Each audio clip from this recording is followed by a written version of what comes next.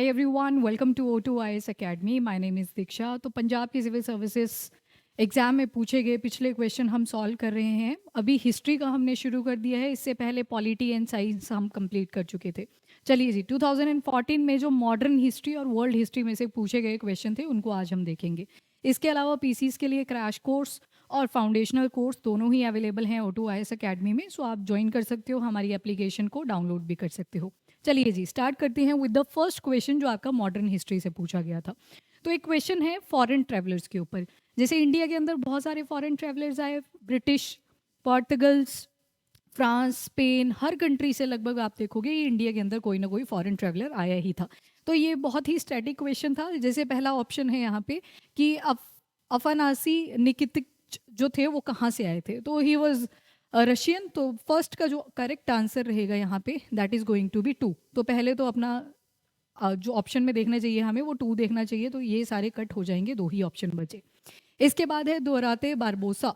दोराते Barbosa की अगर बात करें तो ही वॉज पोर्तुगीज से आए थे, है ना। यहाँ पे स्पेन है और यहाँ पे एक छोटी सी कंट्री है दैट इज पोर्तुगल। ऊपर क्या आ जाता है, बे ऑफ बिस्के आ जाता है।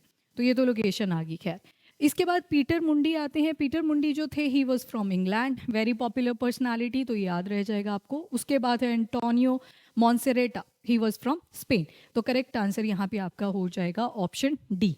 सेकेंड क्वेश्चन जो मॉडर्न हिस्ट्री से ही था, अगेन आपसे क्रोनोलॉजिकल ऑर्डर पूछा गया है और आपने करेक्ट कोड बताना है। तो वेवेल प्लान है, Poona pact, Gandhi Irwin pact, individual satyagraha, communal awards, इनकी पहले तो आपको डेट्स पता होनी चाहिए। तो 1 बाय 1 देख लेते हैं। जैसे पहली ऑप्शन आपको दे रखी है वेवेल प्लान की, तो वेवेल प्लान कब आया था, ईयर है यहाँ पे 1945, तो इसको लिख लो सामने 1945। क्या ये मॉडर्न हिस्ट्री में आपने डेट्स पढ़ी होती हैं, ईयर्स पढ़े होते हैं। तो ये जो वेवेल प्लान था ये कौन लेके आया था, एक फील्ड मार्शल सर आर्कीबेल्ट वेवेल थे, वो इस प्लान को लेके आए थे। बिकॉज जो ब्रिटिशर्स थे और इंडिया के लोग थे उनके बीच में कॉन्फ्लिक्ट आ जाता है because of the world war. तो उसको सॉल्व करने के लिए, उस कॉन्फ्लिक्ट को सॉल्व करने के लिए 1945 में वेवेल पैक्ट आया था, वेवेल प्लान आया था। Then comes Poona pact. Poona pact को साइन किया गया था सितंबर 24, 1932। तो एक तो आपको सितंबर मंथ यहाँ पे पता होना चाहिए बिकॉज इम्पॉर्टेंट है। देन 1932। तो पूना पैक्ट में क्या हुआ, अगेन जो इंडियन नेशनल कांग्रेस के थे और मुस्लिम लीग के थे, साथ में दलित्स को बोला गया था सेपरेट इलेक्टोरेट देने के लिए। तो यहाँ पे पर्सनालिटी अगर पूछ ली जाए तो डॉक्टर भीमराव अंबेडकर साहब का नाम आ जाएगा, जिनको दलित्स को पहले अनटचेबल्स बोला जाता था। तो यहाँ पे आईएनसी तो बन चुका है 28 दिसंबर 1885 को, पर अब मुस्लिम बोल रहे हैं कि हमारे पास सेपरेट इलेक्टोरेट होना चाहिए, दलित्स बोल रहे हैं हमारे लिए सेपरेट इलेक्टोरेट होना चाहिए। तो उसको सॉल्व करने के लिए लाया गया था Poona pact in month of सितंबर 1932।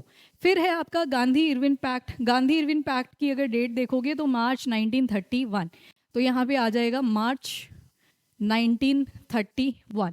तो ये इरविन थे और गांधी जी थे, उन दोनों के बीच में एक समझौता होता है साइन 1931 में।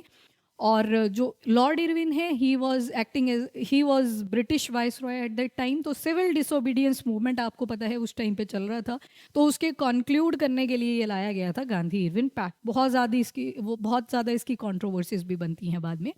इंडिविजुअल सत्याग्रह ये 1940 में आ जाता है, तो एक ऑप्शन आपके पास इंडिविजुअल सत्याग्रह थी, ईयर आ जाएगा 1940। तो इंडिविजुअल सत्याग्रह यानी कि महात्मा गांधी जी ने कहीं ना कहीं शुरू किया था ताकि नॉन वायलेंस की तरफ हम चलें, पीस की तरफ हम चलें। तो सारे जो ब्रिटिश गवर्नमेंट के साथ कॉन्फ्लिक्ट इमर्ज कर रहे थे उनको शांति से टैकल करने का यहाँ पे एम रखा गया था। इसके बाद जो कम्युनल अवार्ड दिया हुआ है आपको एक ऑप्शन, ये 16 अगस्त 1932 को स्टार्ट हुए। तो मंथ याद रखिए, अगस्त 1932। तो यहाँ पे जो आपका करेक्ट ऑर्डर बन जाएगा that is going to be 3, यानी कि Gandhi Irwin pact, then 5 communal awards, then 2 Poona pact, फिर 4 यानी कि इंडिविजुअल सत्याग्रह और 1 वेवेल प्लान। तो ये क्रोनोलॉजिकल ऑर्डर बन जाएगा। I would say this is going to be a toughest question अगर आपने क्रोनोलॉजी या ईयर्स ठीक से याद नहीं किए थे। नेक्स्ट क्वेश्चन है, एक बुक है new lamps for old, series of article criticising moderate politics was authored by, किसने ये ऑथर करी थी। तो याद करो जब हम मॉडर्न हिस्ट्री पढ़ते हैं तो उसमें 2 ग्रुप्स पढ़ते हैं, एक थे मॉडरेट्स और दूसरे थे एक्सट्रीमिस्ट। मॉडरेट्स का मानना था कि हम थोड़ी सी लीनियंट अप्रोच लेके चलेंगे, शांति वाली अप्रोच लेके चलेंगे, ब्रिटिशर्स को अपनी बात पहुंचाएंगे विद द लेटर्स एप्लीकेशन, उनकी हेल्प करके मॉडरेट्स की अप्रोच रहा करती थी। पर एक्सट्रीम वाले जो थे, जिनका आप एक ट्रायो भी जानते हो, लाल बाल पाल, और साथ में एक और हुआ करते थे इनके साथ, दैट इज औरोबिंदो घोष। तो औरोबिंदो घोष भी एक्सट्रीम ग्रुप के थे, तभी ये मॉडरेट्स को क्रिटिसाइज कर रहे हैं, क्योंकि एक्सट्रीम का मानना था कि फोर्स का भी यूज कर लो पर अपनी बात को मनवाओ। तो this book was written by Aurobindo Ghosh. तो he was again extreme leader थे, एक्सट्रीमिस्ट ग्रुप में आते थे along with the trio Lal Bal Pal. Which one of the following pair of countries fought wars over region called Ogaden? World history से आपका question आ गया। तो जब आप अपने अफ्रीकन यूनियन को देखोगे तो यहाँ पे आपको हॉर्न ऑफ अफ्रीका दिखेगा। हॉर्न ऑफ अफ्रीका की कंट्रीज को याद रखो सीड से।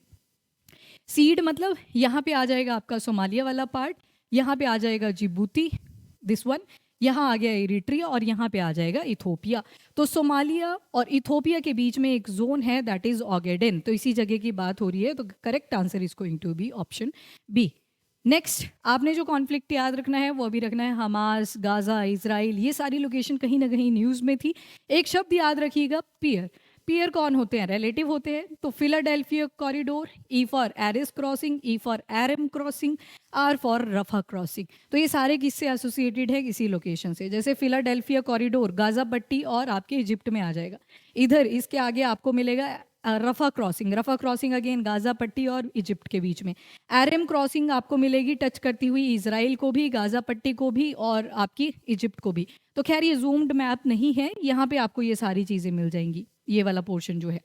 तो उसके बाद है आपका एरम क्रॉसिंग, ये ऊपर वाली साइड आपको मिलेगा जब ये वाला देखो, अब यहाँ पे जूम नहीं है अगेन, दिस वन गाजा को इजराइल के नॉर्थ वाले पोर्शन से सेपरेट करता है, दैट इज एरम क्रॉसिंग। तो इनको भी आप ध्यान में रखोगे। और अर्मेनिया और अजरबैजान का कॉन्फ्लिक्ट एज यूजुअल अभी भी कॉन्टिन्यूड है।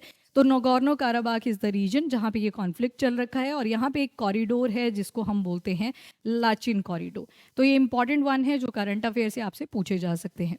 During World War II, which of the following countries was invaded by Germany under the code name Operation Barbarossa? तो जर्मनी ने किसको इन्वेड किया था? सोवियत यूनियन, जिसके डिसइंटीग्रेशन पे बाद में 15 कंट्रीज बन जाती हैं।